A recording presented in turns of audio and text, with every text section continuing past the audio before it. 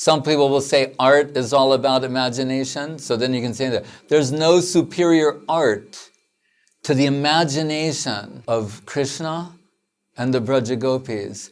God also has an imagination.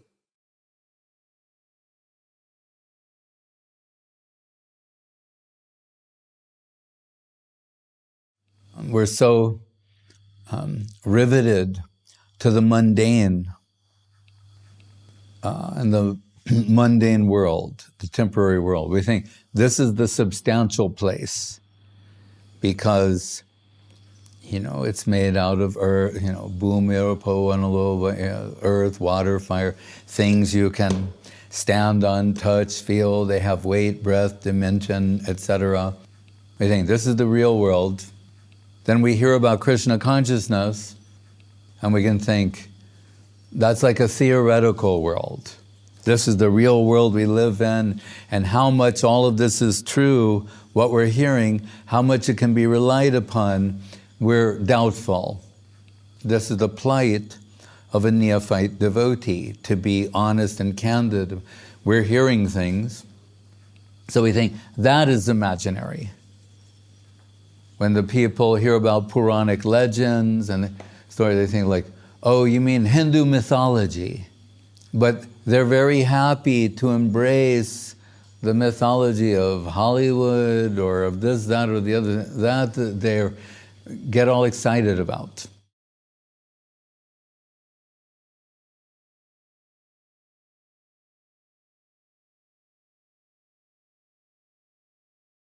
The thing I want to talk to you about Yes. is cinema. Because Lenin, once he sees cinema, considers the most important art. Mm-hmm. And he immediately combines cinema and ideology. And we see in a particular part of history cinema, there were many, Hitler's films about, great ideological presentation through cinema. There were Soviet cinema, there were Hollywood cinema, and of course, talking about very recent history of cinema, the latest movie, Life of Pi, it's become a popular. Why? I would say because people, they like to see images that reflect concepts that are in their hearts. That's a very interesting point. Can you reveal something? Well, we're always, the heart, we could say in this sense, is the subjective realm, and what we see, objective. And we're forever trying to take what's in the heart out into the objective world. Actually, really, we want to live in the subjective world, but we find ourselves in the objective world. And that's why people, everybody, like to go to movies and immerse themselves in an experience. It's like you're taken away from the objective world for some time and you enter another world. And you're voyeuristically envisioning yourself through the characters there. And I mean, that's in a simple way. That's part of what people do through media, but there may be more profound implications about that also. Can you bring a little light on that? Well, it has to do with our ultimate aspiration and also what separates human beings from animals. Right? We're riveted to story. We're hardwired for story. That's why to this day, what's been handed down in time, when we say story, we mean a narrative about who are people, what is our purpose, what is our prospect or our possibility. And different stories speak to that. That's why human beings are storytellers. Animals are not storytellers. Right? Someone will try to say, no, but dogs, they dream about catching, cats, or cats dream about catching mice. That's another thing. Dealing with base necessities, eating, sleeping, sex, defense. Human beings, they're interested in story that speaks to their heart and their identity potential. Well, it's a very interesting point. So when we look at the religious realm, Yes. Bible, Vedas, Right. All Upanishads. stories It's just stories. But in modern world, replaced by different stories. right? So what's And the and he's talking about movies. So what was popular at one point were Star Wars. Let's go back to that. It's still, everyone knows what Star Wars is. And we saw, or the media observed, a almost religious-like following of those who were the devotees of it. And what was it about? The Force and the dark side and the good side, these very basic things that human beings deal with. Good nature, bad nature.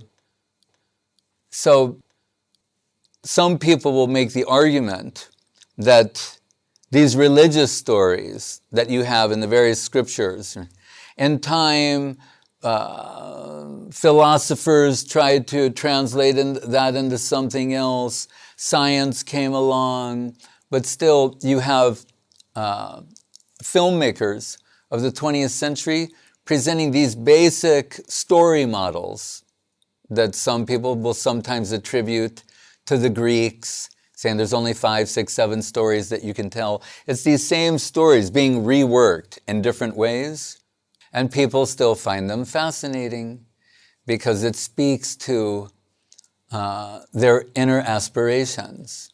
what is the difference between mundane story, which is very touchy, and divine story, which is like Well, that's a good point. And we can say this.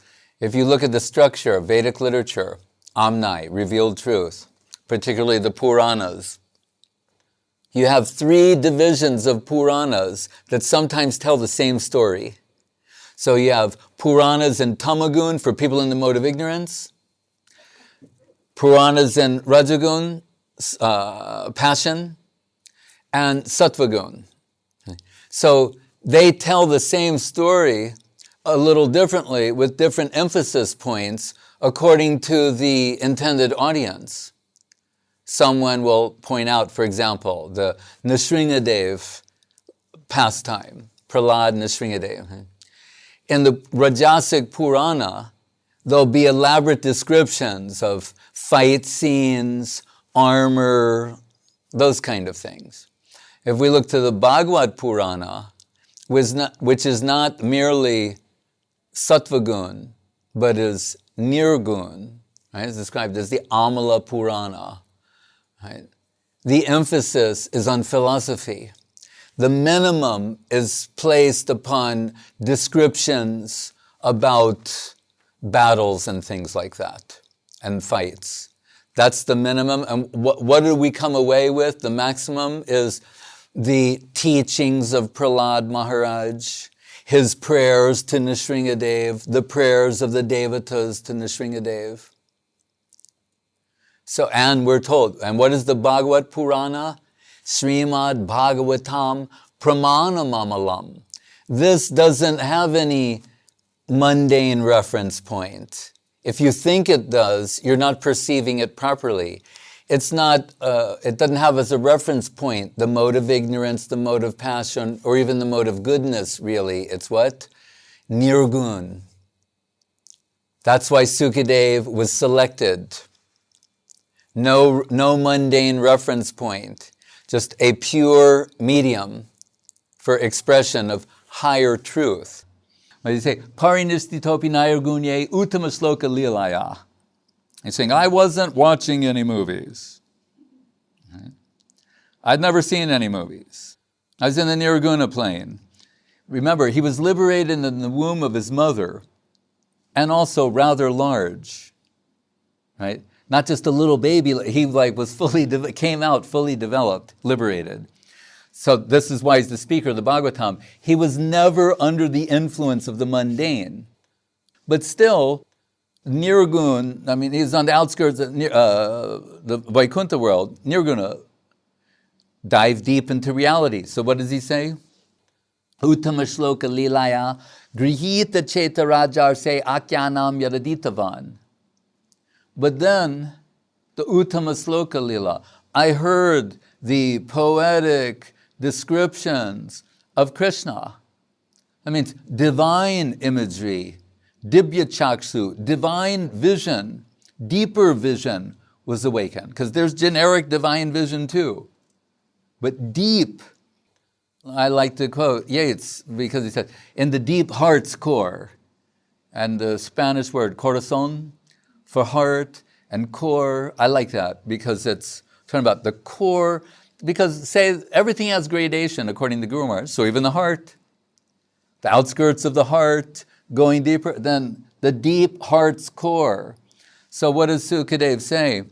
When I heard these descriptions of Krishna, he was flooded with real-time divine imagery, right? Divine, not just images, but images of reality images, live streaming reality images. And he said, which surrounded, enveloped my consciousness and carried me away to a domain that I didn't know existed previously.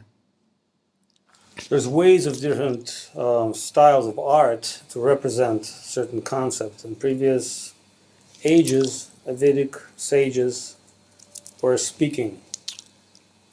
Then they start writing. Then we'd see that images, the pictures, appear on sculpture and frescoes and bas-reliefs. And it seems like now is the age of multimedia and moving pictures, animation, animated comics, advertising.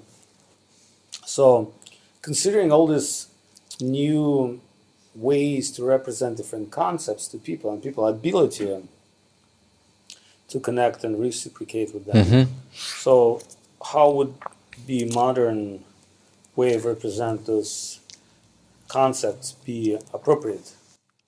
I'm reminded of when some devotees, they wanted to make some deities, Krishna, Balaram, and Subal and Sridham. So they're asking Srila Guru Maharaj, how should we show Krishna Balaram? We have some idea, famous temple. But how should we show Subal and Sridham? And Guru Maharaj said, they should be shown ready to fulfill the inner desire of Krishna. And they looked at themselves like, all right, but how should they be? What should their posture be? He said, they should be shown ready to fulfill the inner desire of Krishna. And then finally, when they pressed about, but what would be their posture? And Guru Maharaj said, that an artist can decide. So when we see pictures or images of divine forms, we're warned against thinking that they're accurate representations of divine form. What we're getting is an artist's imagination. What is that artist's devotional qualification? Is unknown. Right? So, for example, Saraswati Thakur, when it came to chanting Krishna Nam, he did not advise one, look at a picture of Krishna and chant Hare Krishna Mahamantra. Many devotees think they should do that. They think, oh, that'll be good. I'm taking Krishna Nam and looking at a picture of Krishna or Radhan Krishna, or that'll be helpful. That'll remind me of the divine form of Krishna. He told the opposite of that. He said, the senses are like vultures, and they're, in other words, we're subjective agents. This is the objective world. He said, they're going to turn the image of Krishna into vulture food. What they want, what is their idea? They're looking for some objective representation of subjective reality. And it's the opposite of that. That's why we'll notice when we observe deities, we go to India and they'll say, this is a self-manifested deity. Say, we look at Radha Raman. We'll say, oh, anatomically, Radha Raman is an exaggeration. A very thin, very broad shoulders. But everyone will say, such a beautiful deity, small and very powerful, right? But not anatomically correct to the extreme. The hands, the form. As we told the other day, we don't portray gods with muscles. Human beings have muscles, which are a result of flesh and bone. Gods do not have muscles. They don't need them. It's not a product of subtle forms. Muscularity, that's a fleshy consideration. So when it comes to how these forms appear, will manifest, it's according to divine will. Even from an artistic point of view, we visited the Vatican, and there they have the Pieta of Michelangelo. Mary, after Christ has been taken down from the cross, she's holding Christ on her lap. So it's considered a masterpiece. But in analysis, from an analytical point of view, they've measured Mary is much larger than Jesus. If you get out a tape measure and measure her, like very much larger than him, which is, from an objective point of view, not true. But when this is put together, it's conveying some sort of subjective reality that everyone finds overwhelming. And the objective flaws, if you want to call them, are not a factor to the subjective aspect coming through. Right?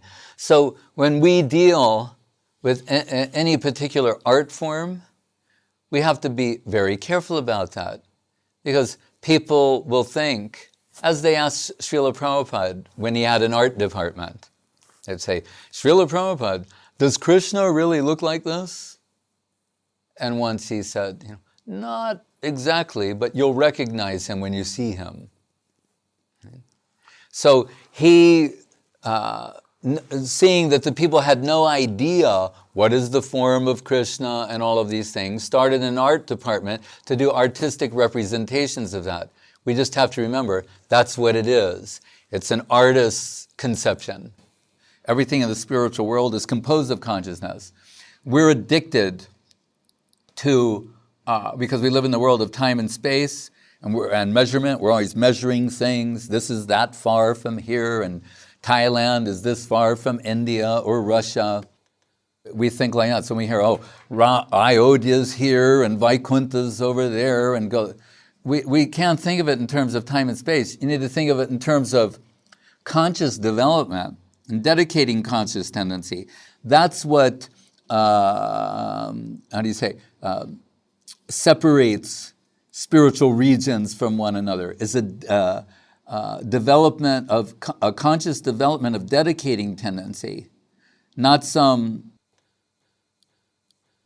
topographical, cartographic type representation of it, which an artist is likely to do if they make a painting. Put Goloka here, and then the Vaikuntha world, and then like that. But we're told, Chintamani's Charanabhushanam Mangananam. The whole Vaikuntha world is accommodated in an atom of Goloka. So you have to really change your thinking about that. It means to come under the influence of revealed truth, give way to the time, space, measurement consideration that we have of the limited world. If we're going to discuss the unlimited world, that needs to be suppressed. Therefore, it's called the adhokshaja realm. There are those who think by suppressing sense experience, you'll experience the higher. That can only take you to a generic neutral position. But when the higher plane comes down, then adhokshaja, automatically the lower experience is suppressed in the presence of that. So there's total immersion in that domain.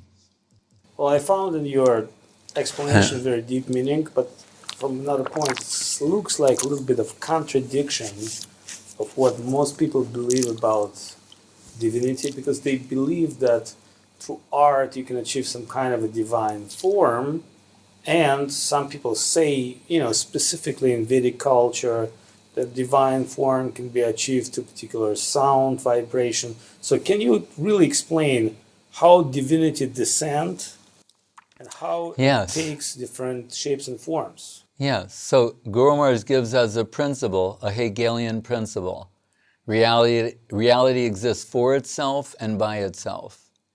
And this is congruous with what's expressed in the Upanishads, where it says, Tasyesha Atma Vivinute Tenalabyas Tanum Swam. He will reveal himself according to his own necessity.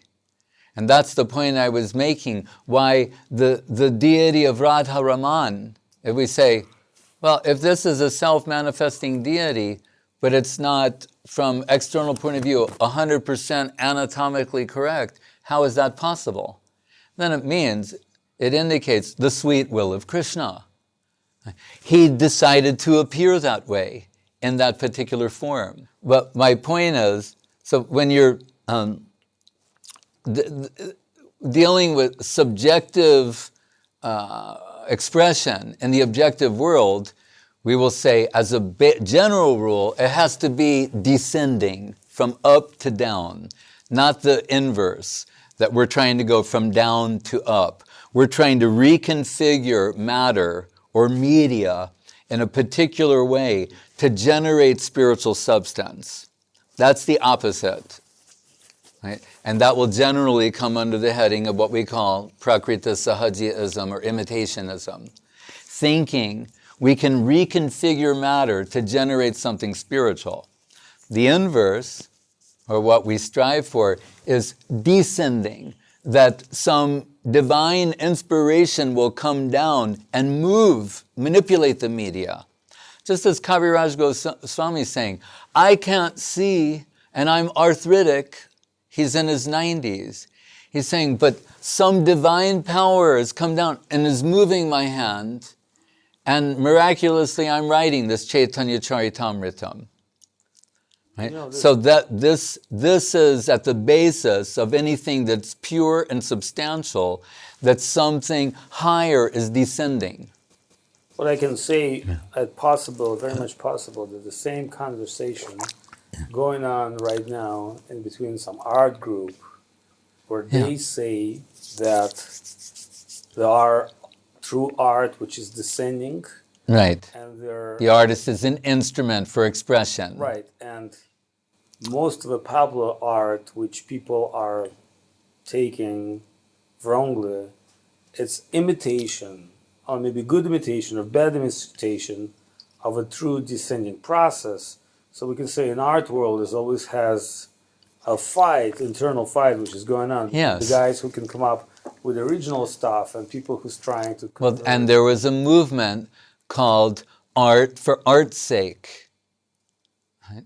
In the, whenever it was, 19th century or whatever. And as we've mentioned, the picture of Dorian Gray, the introduction, Oscar Wilde makes many observations about art.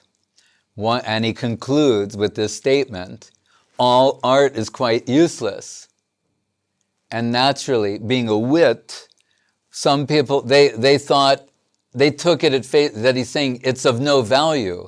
That's not what he was saying. When he said it's quite useless, it was a clever way of saying it exists for itself and by itself. If it exists to fulfill some purpose, then that's something less than art. And that's why Guru Maharaj invokes Hegel. If reality exists to fulfill the purpose of another, then it's not for itself and by itself. So we're back to this means of revelation, of divine expression, of Krishna, Nimitta Matra Bhavasavya Sachin, Arjun, you can be an instrument for the expression of my divine will. So it's whether you're Arjun on the battlefield of Kurukshetra, or you're an artist in front of a canvas, or a devotee giving a lecture. The aspiring servitor is offering themselves as an instrument to be used for divine expression. Actually, what you've said, it's revealed in particular devotional literature and stories and sages. And again, to conclude our talk tonight, we were speaking about art, cinema, visual representation, literature, way to present all these things. So just conclude where art has a place in all of it. See, we know, even by just a secular study of art, the medium is almost irrelevant. What's important is the artist's concept. So one artist is a master of drawing and anatomically perfect. Another one is giving an impressionistic representation. Someone else is doing mixed media. Someone else is doing... But what's really behind it all? Concept. That the artist has a concept, and they're using the medium for expression. So same thing, it's like Guru was saying, substance and form. If the substance is there, then it can use different forms for expression. But the all-critical point, is it that substance, or is it counterfeit substance? Is it imitation? So is it not the real thing?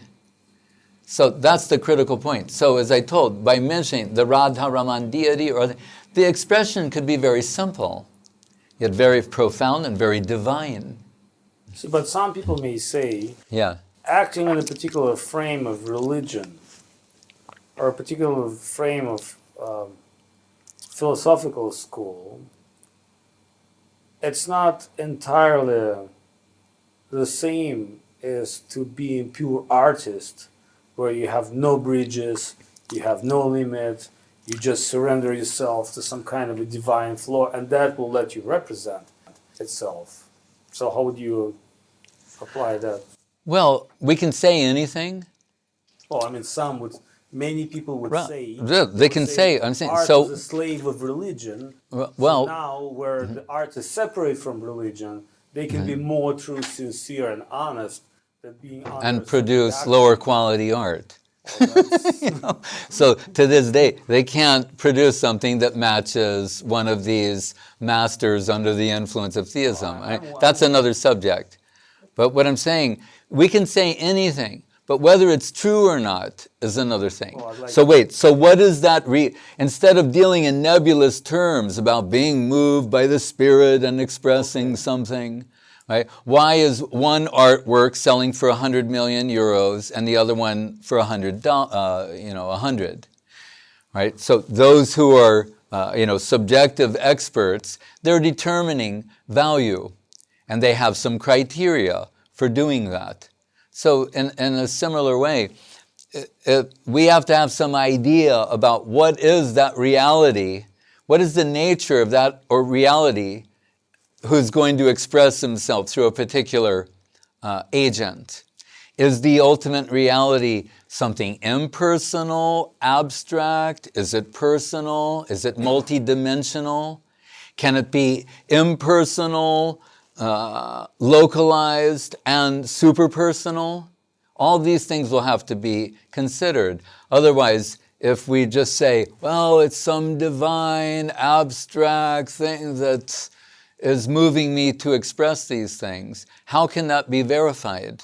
Well, my question is very similar to almost Vedic approach, as a spontaneous divine revelation, as artistic approach, as true pure art, as spontaneous divine revelation.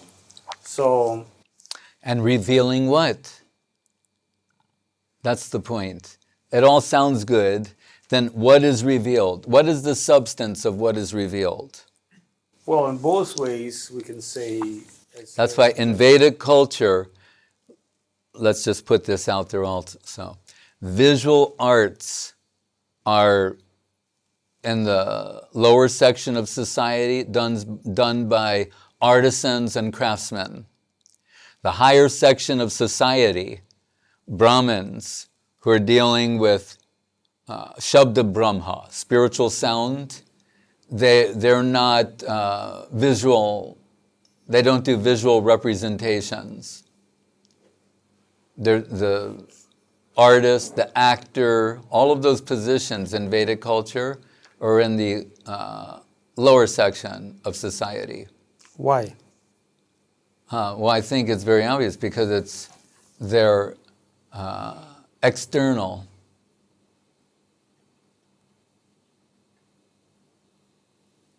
For the most part.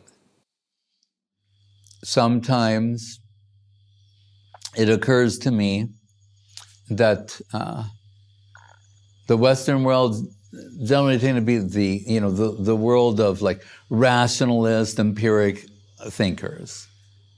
This is the hallmark of Western philosophy: rationalism, empiric observation, all of these sort of things. So I found it interesting that people with, educated in the Western line of thought, how much they admire Bhagavad Gita. And years ago in ISKCON, to promote Bhagavad Gita, the book, they started searching for any quotes by people in the Western world who were appreciating it. They even made a poster showing, Emerson, Thoreau, Whitman, Schopenhauer, and others. And, quoting, one of the favorite quotes was from Thoreau at Walden Pond, where he's living in nature by himself for a couple of years to see what that would be like to live with no one. And he said, it's noteworthy. He says, in the morning, means every morning when he says, because in the morning, what are you doing? You get up in the morning, you bathe. So he said, in the morning, I bathe my intellect and the stupendous and cosmogonal glory of the Bhagavad Gita. He's saying, as people get up in the morning, they take a bath. I get up in the morning and I bathe my intellect in the Bhagavad Gita. So it means Thoreau must have known something. Right? He gets some credit for this. And he said, in comparison with which our modern literature seems trivial and puny by comparison, what we've got. So that's one example. And there's so many others. But what I found interesting as a side point, that none of them question the method of delivery. The general name, one of the names given, we say, Shabda Brahma, spiritual sound. In other words, Amnaya, Amnai, like in Bhaktivinoda's Dasmul, Amnaya Prahattatvam Harim Iha Paramam Sarvashaktim Rasabdim. So he starts with Amnai, revealed truth, means descending truth. It's coming from the upper world, descending into this world. So here, the method of descent I found interesting. These so-called rational thinkers, empiric thinkers, they don't challenge the method. And I was wondering, why? Why not? We know from the beginning, what we hear there, it says, Dhritarashtra Uvacha. What does he do? He asks Sanjay, what did my sons and the sons of Pandu do when they assembled on the battlefield of Dharmakshetra, Kurukshetra, etc.? And so this Sanjay, admittedly, by what's presented in the text, he's not there. It's not that Dhritarashtra is saying, you were there, and now, this is something that happened in the past. Tell me what happened. No, he's saying, you have a living experience. That means by... as we find out in the end, he says, Vyasa Prashada Shrutavan. By the mercy of Vyas, I heard this divine conversation. He doesn't say, well, Arjun's chariot was here and the other, and then I was like on another chariot. No, he doesn't say that. So he's admitting that he wasn't there physically, objectively. But what he's saying is, Vyasa Prashada, by the mercy of Vyas, I got some divine vision. And Dhritarashtra is saying, and what happened? What did you hear? What did you see? And then he presents Bhagavad Gita, right? That Krishna said this, Arjuna said that, the back and forth, right, of Krishna and Arjuna. It's all from the mouth of Sanjay, who by his own admission is not there. I'm trying to, emphasize this point. Objectively speaking, the Bhagavad Gita, of what we know of Bhagavad Gita, is spoken by someone who was not there. So then you would think these rational people, empiric-based, observers would say, well, how can he be reliable? He wasn't even there, How did he get, he had some sort of a divine vision? This stuff would be mocked normally, right? They would dismiss out of hand, like, is he some sort of trance channeler, a medium? But I think there's a good explanation for why they do not, no one has brought this up or made this accusation or challenged it in this way. And what it is, the overwhelming spiritual quality of the substance of Bhagavad Gita, that cannot be denied. So the method of transmission we will say it's wonderful. He's saying, by the mercy of Vyas, I got this. I had this vision or realization, revelation. We will praise that. But what I'm saying, they can't find fault with it because of the overwhelming quality of the spiritual substance of Bhagavad Gita. It's undeniable, it's unmistakable. Even if people have some other agenda, they're not promoting devotion to Krishna, they're promoting anything and everything but devotion to Krishna. But what they find there is so overwhelming substantially that they're attracted to it. On some level, it resonates within them. If the greatest production of men is imaginative literature, then you'll find no greater imaginative literature than what has been delivered by the rishis. The only difference is it's not a product of their imagination. Jnaninas tattvadarshina. Darshan, darshi, drishtva, drishi, rishi. Guru says, it doesn't say sarshti. Creator. Vyas didn't create anything. Veda Vyas. Even when they compose, what is Kaviraj Goswami saying? Some higher power is moving my hand. Madan Mohan is compelling me to say these things. We told the other day, Govinda Basya. Govinda is saying these things. Ramananda, the Mahaprabhu, I'm like an instrument that you're playing. You're praising the music, but you're playing the instrument. Like that.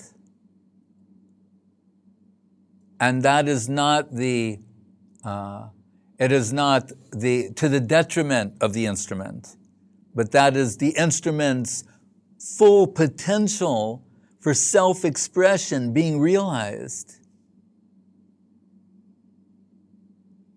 Humility is not the outcome of low self-esteem.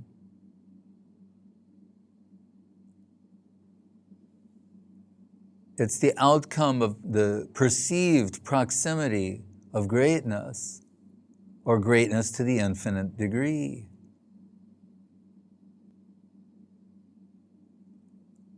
Thereby making one a superconductor, zero resistance to current, zero resistance to divine current, to divine flow, without mixing anything.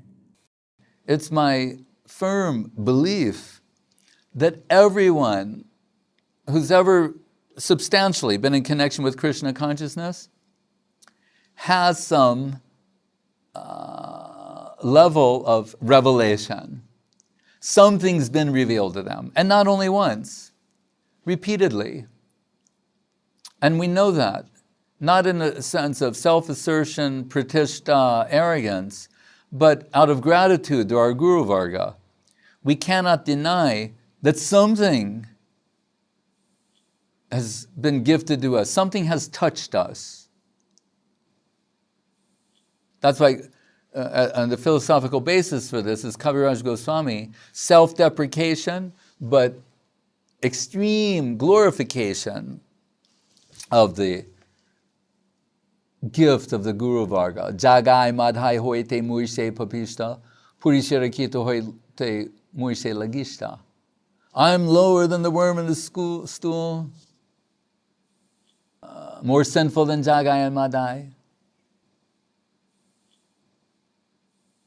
If you hear my name, you'll lose all your good qualities. If you chant my name, you'll fall down. But what I'm telling here, what's passing through me here in the form of Chaitanya Charitamritam, there's nothing higher than this. That he says with, after the confessional self-deprecation, says with absolute certainty, assuredness, there's nothing higher than this. Guru Maharaj expressed it like this once. He said, if we take of it as a current or a stream, if you're standing on the bank of the Ganga and you toss a flower into the Ganga, it enters that current and it's carried away. So gradually it's going further away from you. That means being situated in the realm of time and space and limitation. Saying, but if you run along the bank with the flower, it remains in view. So we can say that there's, like this is live stream, real-time, live streaming Leela. That's what's in the Bhagavatam, that's what's in the Charitamritam. We sing it every day, Radha Krishna Leela Korilo Prakash. It's going on eternally. But so for someone who has the capacity, they may enter the current of that stream in a real, lifetime, meaningful way. It's also the purpose of, part of the purpose of hearing the pastimes of Krishna. They're eternal and unlimited. So each time we approach them, if we approach with the proper serving mood, something new can come to us. And they're extremely visual. Right? The pastimes of Krishna, they're filled with all sorts of visualizations. Krishna, his devotees, the Vrindavan environment, conveyed also is the mood of the servitors.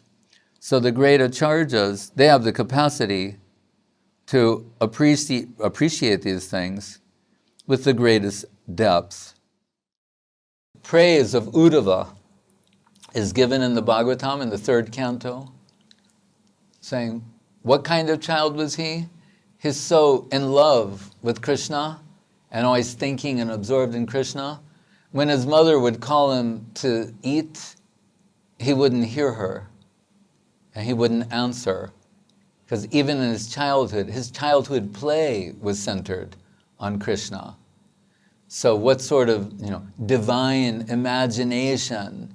That's what Chakrabarti Thakur is saying, and that's the point I want to conclude. He's saying the imagination of Krishna in the hearts of his real devotees, that is supreme, and nothing compares with that.